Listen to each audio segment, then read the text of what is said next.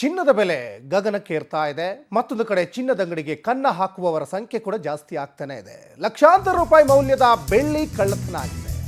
ಚಿನ್ನದ ಅಂಗಡಿಗೆ ಕನ್ನ ಹಾಕಿ ಲಕ್ಷಾಂತರ ರೂಪಾಯಿ ಮೌಲ್ಯದ ಬೆಳ್ಳಿ ಕಳ್ಳತನ, ಸುಮಾರು 70 ಕೆಜಿ ಬೆಳ್ಳಿ ಕಳ್ಳತನವಾಗಿರುವ ಶಂಕೆ ವ್ಯಕ್ತವಾಗ್ತಾ ಇದೆ. ಚಿಕ್ಕಬಳ್ಳಾಪುರ ನಗರದ ಎಯು ಜ್ಯುವೆಲರ್ಸ್ನಲ್ಲಿ ಆಗಿರುವ ಕಳ್ಳತನ ಇದು. ರಾತ್ರಿ ಬೀಗವನ್ನು ಮುರಿದು ಕಳ್ಳರು ಒಳನುಗ್ಗಿ ತಮ್ಮ ಕೈಚಳಕವನ್ನು ತೋರಿಸಿದ್ದಾರೆ. ಚಿಕ್ಕಬಳ್ಳಾಪುರ ನಗರ ಪೊಲೀಸ್ನವರಿಂದ ಪರಿಶೀಲನೆ ಕೂಡ ನಡೆದಿದೆ.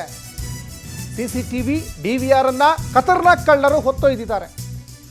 ನಮ್ಮ ಬಗ್ಗೆ ಗೊತ್ತಾಗಬಾರ್ದು, ಮುಖಚೆಹರೆ ಯಾವುದು ರೆಕಾರ್ಡ್ ಆಗಬಾರ್ದು ಅಂತ ಹೇಳಿಬಿಟ್ಟು ಬೀಗ ಮುರಿದು ಒಳಗಡೆ ನುಗ್ಗಿ ಸಿಕ್ಕಿರುವಂತಹ ಆ ಒಂದು 70 ಕೆಜಿ ಬೆಳ್ಳಿ ಕಳ್ಳತನ ಮಾಡಿದಲ್ದೇ ಅಲ್ಲಿರುವಂತಹ ಆ ಒಂದು ಡಿವಿಆರ್ನು ಕೂಡ ಕದ್ಕೊಂಡು ಪರಾರಿಯಾಗಿದ್ದಾರೆ. ನೋಡಿ, ಸಾಕಷ್ಟು ಚಿನ್ನ ಬೆಳ್ಳಿ ರೇಟು ಗಗನಕ್ಕೇರ್ತಾ ಇದೆ.